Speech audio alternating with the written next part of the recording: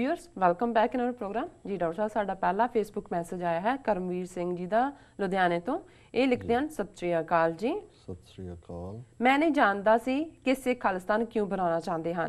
मैं सोचता सी कि सिख पागल हो चुके ने जो खालिस्तान की मंग कर रहे ने। मैनू संतां बारे भी ज़्यादा कुछ पता नहीं सी। एक दिन मैं थोड़ी वीडियो देखी मोदी और RSS बारे। ਤੁਹਾਡੀਆਂ ਗੱਲਾਂ ਤਾਂ ਮੈਨੂੰ ठीक लगियां सन पर मैं सोचा कि BJP इन्ना गलत नहीं हो सकती। शायद डॉक्टर अमरजीत सिंह सिखां नूं गलत पासे ਤੋਰ ਰਹੇ ਹਨ क्योंकि मैं भारतीय मीडिया करके मोदी ਦਾ फैन सी। पिछले 2-3 महीने फ्री सी ते मैं ਤੁਹਾਡੀਆਂ कुछ वीडियोज़ देखियां ते ਤੁਹਾਡੀਆਂ ਗੱਲਾਂ ਦੀ ਪੜਤਾਲ ਲਈ सिख इतिहास ਨੂੰ ਵੀ ਪੜਨ ਲੱਗਾ ਤੇ ਹੌਲੀ-ਹੌਲੀ एहसास होया कि सिख सच्ची ही गुलाम ਹਨ। फिर सिख वॉइस ਦੀਆਂ वीडियोज़ देख के सिखी बारे होर भी जानकारी मिली। ਤੁਸੀਂ सचमुच ही बहुत चंगा काम कर रहे हो। मेरा एक सवाल है जी, हिंदूपना करने वाले लोग RSS शिव सेना सिखां नूं खत्म करना चाहते हैं कि असी RSS वांग सिखां दी संस्था नहीं बना सकते? विदेशी सिख पंजाब दे सिखां नालों काफ़ी जागरूक हैं। इत्थे हजे भी काफ़ी बुरा हाल है। विदेशी सिख कोई अजिही संस्था बना सकते हैं जो घर घर जाके जागृति पैदा कर। हो सकता है शायद मैं गलत सोचता होवां, शायद इदां करना मुश्किल होवे। पंजाब च 20 सिखां चों एक ही जागरूक है। हो सके मेरी मैसेज का जवाब जरूर दिओ जी। जी डॉक्टर साहब ਅਸੀਂ ਵੀਰ ਕਰਮਵੀਰ ਸਿੰਘ ਜੀ ਦਾ ਬਹੁਤ ਸ਼ੁਕਰੀਆ ਅਦਾ ਕਰਦੇ ਹਾਂ। ਉਹਨਾਂ ਨੇ ਸਾਨੂੰ ਲੁਧਿਆਣੇ ਤੋਂ ਲਿਖਿਆ जी।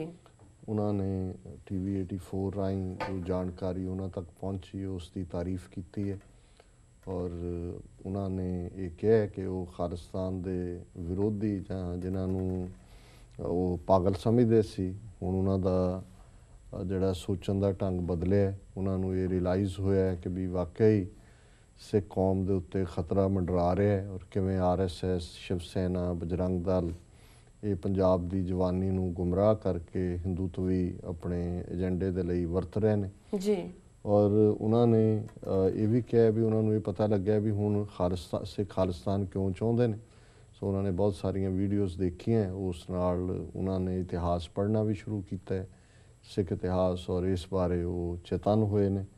ਸਾਨੂੰ ਖੁਸ਼ੀ ਹੈ ਔਰ ਉਹਨਾਂ ਨੇ ਸਿੱਖ ਵੌਇਸ ਦਾ ਹਵਾਲਾ ਵੀ ਦਿੱਤਾ ਹੈ ਜਿਹੜਾ ਸਾਡੀਆਂ ਵੀਡੀਓਜ਼ ਤੋਂ ਇਲਾਵਾ ਹੋਰ ਵੀ ਬਹੁਤ ਸਾਰੀਆਂ ਧਾਰਮਿਕ ਜਾਗਰੂਕਤਾ ਵਾਲਾ ਜਿਹੜਾ ਮਟੀਰੀਅਲ ਹੈ ਉਹ ਪੋਸਟ ਕਰਦੇ ਨੇ ਰੈਗੂਲਰਲੀ। ਬਹੁਤ ਚੰਗੀ ਸੇਵਾ ਕਰ ਰਹੇ ਨੇ, ਸਾਡੇ ਨਾਲ ਬਹੁਤ ਪਿਆਰ ਕਰਦੇ ਨੇ।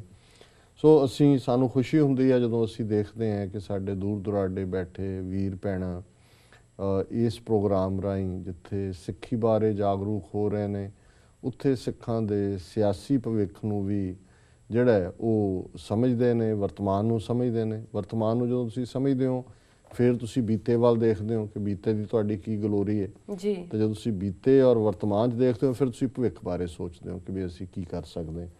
ਉਹਨਾਂ ਨੇ ਇੱਕੋ ਹੀ ਸਵਾਲ ਪੁੱਛਿਆ ਕਿ ਵੀ ਜੇ RSS ਔਰ ਸ਼ਿਵ ਸੈਨਾ ਜਿਹੜੀ ਹੈ ਉਹਨੇ ਆਪਣੀਆਂ ਜਿਹੜਾ ਉਹ ਪਸਾਰ ਕੀਤਾ ਹੈ ਔਰ ਆਪਣਾ ਪ੍ਰੋਪੇਗੈਂਡਾ ਕਰ ਰਹੇ ਨੇ ਤੇ ਬਾਹਰਲੇ ਸਿੱਖਾਂ ਦੀ ਮਦਦ ਨਾਲ ਪੰਜਾਬ ਦੇ ਵਿੱਚ ਜਾਗਰੂਕਤਾ ਕੈਂਪੇਨ ਜਾਂ ਮੁਹਿੰਮ ਕਿਉਂ ਨਹੀਂ ਸ਼ੁਰੂ ਕੀਤੀ ਜਾ ਸਕਦੀ। ਜੀ ਦੇਖੋ ਮੈਂ ਸਮਝਦਾ ਵੀ ਜਿੰਨੇ ਕੁ ਸਾਧਨ ਬਾਹਰ ਨੇ, ਬਾਹਰ ਕਈ ਵਾਰੀ ਲੱਗਦਾ ਹੁੰਦਾ ਇੱਥੇ ਸਿੱਖਾਂ ਕੋਲ ਪੈਸੇ ਤਾਂ ਬਹੁਤ ਨੇ ਪਰ ਬਹੁਤ ਛੋਟਾ ਤਬਕਾ ਹੈ ਜਿਹੜਾ ਪੰਥ ਨੂੰ ਪਿਆਰ ਕਰਦਾ ਹੈ ਔਰ ਉਹਨਾਂ ਦੇ ਹੀ ਸਾਧਨ ਨੇ ਜਿਹੜੇ ਇੱਥੇ ਵੀ ਕੋਈ ਪ੍ਰੋਜੈਕਟ ਚੱਲਦੇ ਨੇ ਘੱਟੋ ਘੱਟ ਇੱਥੇ ਫਿਕਰ ਹੈ ਕਿ ਆਪਣੇ ਬੱਚੀਆਂ ਨੂੰ ਕਿਵੇਂ ਜੋੜਨਾ ਸਿੱਖੀ ਦੇ ਨਾਲ ਉਸ ਲਈ ਵੀ ਹੈ ਪਰ ਯਥਾ ਸ਼ਕਤ ਜਿਹੜੇ ਨੇ ਉੱਥੇ ਕੁਛ ਨਾ ਕੁਛ ਕਰਨ ਦਾ ਕਿਉਂਕਿ ਉੱਥੇ ਵੀ ਇੱਕ ਸਿਰਫ ਧਾਰਮਿਕ ਜਾਂ ਸਿਆਸੀ ਹਵਾਲੇ ਨਾਲ ਹੀ ਗੱਲ ਨਹੀਂ ਹੈ।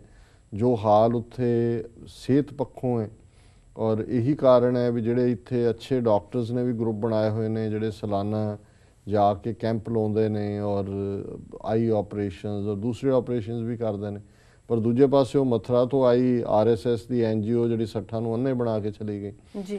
ਹੁਣ ਇਸੇ ਤਰ੍ਹਾਂ ਕੁਛ ਜਿਹੜੇ ਪਿੰਡਾਂ 'ਚੋਂ ਆਏ ਵੀਰ ਇੱਥੇ ਨੇ ਉਹਨਾਂ ਨੇ ਆਪਣੇ ਪਿੰਡਾਂ 'ਚ ਬੈ ਕੋਈ ਸਕੂਲ ਜਾਂ ਕਿਸੇ ਹੋਰ ਹਵਾਲੇ ਦੇ ਨਾਲ ਵੀ ਕੋਈ ਨਾ ਕੋਈ ਮਦਦ ਕਰਦੇ ਨੇ। ਕੁਛ ਦਾ ਜ਼ੋਰ ਤਾਂ ਉੱਥੇ ਆਪਣੇ ਜਠੇਰਿਆਂ ਦੀਆਂ ਸਮਾਧਾਂ ਬਣਾਉਣ 'ਤੇ ਵੀ ਹੈ ਕਿ ਵੀ ਜਠੇਰਿਆਂ ਦਾ ਬਣਾ ਦਿੱਤਾ ਔਰ ਬੜਾ ਵੱਡਾ ਜੀ ਕਰਾਇਆ ਜੀ ਅਖੰਡ ਪਾਠ ਬਹੁਤ ਲੰਗਰ ਲਾਇਆ ਜੀ ਡੋਸੇ ਵੀ ਬਣਾਏ ਜੀ ਉੱਥੇ ਅਸੀਂ ਜੀ। ਇਹ ਸਭ ਜਿਹੜਾ ਕਈਆਂ ਦਾ ਤਾਂ ਇੱਥੋਂ ਤੱਕ ਵੀ ਹੈ ਜ਼ੋਰ ਦਿਖਾਵਾ ਵੀ ਹੈ ਪਰ ਮੈਂ ਸਮਝਦਾ ਹਾਂ ਵੀ ਜਦੋਂ ਅਸੀਂ ਏਜੰਸੀਆਂ ਦੇ ਹਵਾਲੇ ਨਾਲ ਗੱਲ ਕਰਦੇ ਹਾਂ ਕੁਛ ਗਰੁੱਪ ਜਿਹੜੇ ਇੰਗਲੈਂਡ ਦੇ ਜਾਂ ਬਾਹਰਲੇ ਇੱਕ ਦੋ ਹੋਰ ਥਾਵਾਂ ਤੋਂ ਉੱਥੇ ਐਕਟਿਵ ਸੀ ਕਿ ਉਹਨਾਂ ਨੇ ਜਿਹੜੇ ਬੰਦੀ ਸਿੰਘ ਨੇ ਜੇਲ੍ਹਾਂ ਦੇ ਵਿੱਚ ਉਹਨਾਂ ਦੀਆਂ ਮੁੱਢਲੀਆਂ ਲੋੜਾਂ ਲਈ ਜਿਹੜਾ ਉਹਨਾਂ ਨੂੰ ਪ੍ਰੋਵਾਈਡ ਕਰਨਾ ਜਾਂ ਕੁਝ ਜਿਹੜੇ ਪਰਿਵਾਰ ਸਫਰ ਕੀਤਾ ਹੈ ਉਹਨਾਂ ਦੀ ਮਦਦ ਕਰਨ ਦੇ ਲਈ, ਤੇ ਈਵਨ ਉਹਨਾਂ ਨੂੰ ਵੀ ਝੂਠੇ ਕੇਸਾਂ 'ਚ ਉਲਝਾ ਲਿਆ ਗਿਆ ਜੀ। ਸੋ ਅਸੀਂ ਸਮਝਦੇ ਹਾਂ ਕਿ ਇਹ ਠੀਕ ਹੈ ਕਿ ਬਾਹਰ ਜਾਗਰੂਕਤਾ ਜ਼ਰੂਰ ਹੈ, ਲੇਕਿਨ ਕਿਸੇ ਵੀ ਪ੍ਰੋਜੈਕਟ ਜਾਂ ਕੰਮ ਲਈ ਨੋ ਮੈਟਰ ਤੁਸੀਂ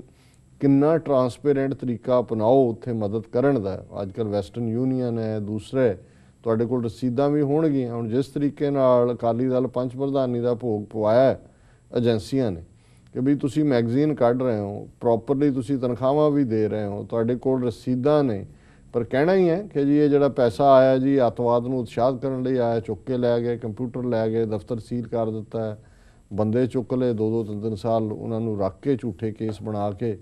ਸੋ ਅਸੀਂ ਸਮਝਦੇ ਹਾਂ ਕਿ ਬਹੁਤ ਕੁਝ ਕੀਤਾ ਜਾ ਸਕਦਾ ਹੈ, ਕਰਨਾ ਵੀ ਚਾਹੀਦਾ ਹੈ, ਕਰਨ ਦੀ ਚਾਹਨਾ ਵੀ ਹੁੰਦੀ ਹੈ ਜੀ, ਲੇਕਿਨ ਬਿਹਤਰ ਇਹ ਹੋਏਗਾ ਕਿ ਵੀ ਇਹ ਜਿਹੜਾ ਹੈ ਜੇ 1 to 1 ਉਸ ਲੈਵਲ ਤੇ ਉੱਥੇ ਹੀ ਕੋਈ ਇਸ ਕਿਸਮ ਦਾ ਢਾਂਚਾ ਕੰਮ ਕਰਨਾ ਸ਼ੁਰੂ ਕਰੇ ਔਰ ਇੱਥੋਂ ਦੀ ਸਪੋਰਟ ਕਿਸੇ ਹੋਰ ਹਵਾਲੇ ਨਾਲ ਹੋ ਸਕਦੀ ਹੈ।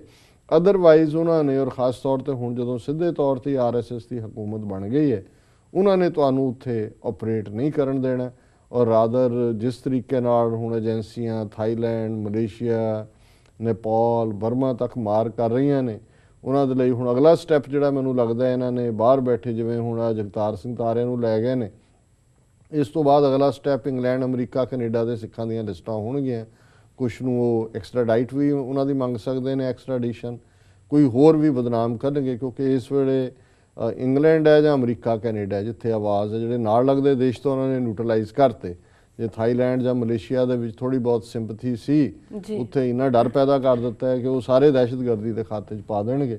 ਸੋ ਨੋ ਮੈਟਰ ਕਿੰਨਾ ਨੋਬਲ ਕੰਮ ਤੁਸੀਂ ਧਾਰਮਿਕ ਹਵਾਲੇ ਨਾਲ ਵੀ ਕਰਨਾ ਚਾਹੋ, RSS ਦੀਆਂ ਏਜੰਸੀਆਂ, ਹੁਣੇ ਗੁਰਬਖਸ਼ ਸਿੰਘ ਦੀ ਗੱਲ ਕਰਕੇ ਹਟੇ ਹੈ ਕਿ ਉਹਨਾਂ ਨੇ ਕਿਹੜਾ ਕੋਈ ਐਟਮ ਬੰਬ ਚਲਾ ਦਿੱਤਾ ਹੈ ਵੀ ਉਹ ਮੱਥਾ ਟੇਕਣ ਜਾਣਾ ਚਾਹੁੰਦੇ ਨੇ ਤੇ ਉਹਨਾਂ ਨੂੰ ਹਰਿਆਣੇ ਦੇ ਵਿੱਚ ਹੀ ਜਿਹੜਾ ਉਹ ਰੋਕ ਦਿੱਤਾ ਜਾਂਦਾ ਕਿ ਨਹੀਂ ਜੀ ਇਹ ਤਾਂ ਬੜੀ ਵੱਡੀ ਲਾ ਐਂਡ ਆਰਡਰ ਪ੍ਰੋਬਲਮ ਹੈ। ਸੋ ਉਹਨਾਂ ਦੇ ਲਈ ਕਿਸੇ ਐਕਟਰ ਪੰਜਾਬ 'ਚ ਫੜੋਫੜੀ ਕਰਨੀ ਸ਼ੁਰੂ ਕਰ ਦਿੰਦੇ ਨੇ ਜੀ। ਸੋ ਵੀਰ ਕਰਮਵੀਰ ਸਿੰਘ ਜੀ ਦਾ ਸ਼ੁਕਰੀਆ, ਉਹਨਾਂ ਨੇ ਲਿਖਿਆ। ਮੈਂ ਸਮਝਦਾ ਵੀ ਗੱਲ ਇਹ ਬਿਲਕੁਲ ਠੀਕ ਹੈ ਕਿ ਅਸੀਂ ਕਦੋਂ ਤੱਕ ਰਿਐਕਟ ਕਰਦੇ ਰਹਾਂਗੇ ਸਿਚੁਏਸ਼ਨ ਨੂੰ। ਜੇ ਉਹ ਆ ਕੇ ਸਾਡੀ ਜਵਾਨੀ ਨੂੰ ਜਿਹੜਾ ਹੈ ਉਹ ਗੁੰਮਰਾਹ ਕਰ ਰਹੇ ਨੇ ਤਾਂ ਸਾਨੂੰ ਆਪਣੇ ਲੈਵਲ ਦੇ ਉੱਤੇ, ਔਰ ਜਿਵੇਂ ਇਹ ਉਤਸ਼ਾਹੀ ਨੌਜਵਾਨ ਨੇ, ਜੇ ਉਹ ਕੋਈ ਲੱਕ ਬੰਨ੍ਹ ਕੇ ਤੁਰ ਪਏ, ਜਿਵੇਂ ਅੰਗਰੇਜ਼ਾਂ ਦੇ ਜਾਣ ਭਾਰਤ ਪੰਜਾਬ ਦੇ ਉੱਤੇ ਕਬਜ਼ਾ ਕਰਨ ਤੋਂ ਬਾਅਦ ਜਿਸ ਤਰੀਕੇ ਦਾ ਮਾਹੌਲ ਸਿੱਖੀ ਦੇ ਪਤਤ ਪੁਣੇ ਦਾ ਸੀ, ਆਰੀਆ ਸਮਾਜੀ ਆ ਗਏ, ਈਸਾਈ ਮਿਸ਼ਨਰੀ ਆ ਗਏ, ਦੂਜੇ ਆ ਗਏ, ਤੁਰ ਪਏ ਲੱਕ ਬੰਨ੍ਹ ਕੇ। ਉਦੋਂ ਕਿਹੜਾ ਕੋਈ ਫੋਰਨ ਮਨੀ ਸੀ ਜਾਂ ਫੋਰਨ 'ਚ ਬੈਠੇ ਸਿੱਖ ਮਦਦ ਕਰਦੇ ਸੀ ਜੀ। ਭਾਈ ਦਿੱਤ ਸਿੰਘ, ਪ੍ਰੋਫੈਸਰ ਗੁਰਮੁਖ ਸਿੰਘ, ਭਾਈ ਜਵਾਹਰ ਸਿੰਘ ਕਪੂਰ, ਉਹ ਸਾਰੇ ਜਿਹੜੇ ਨੇ, ਔਰ ਉਹਨਾਂ ਨੇ ਹੌਲੀ ਹੌਲੀ ਹੌਲੀ ਤਬਦੀਲੀ ਕਰਕੇ ਰੱਖ ਦਿੱਤੀ।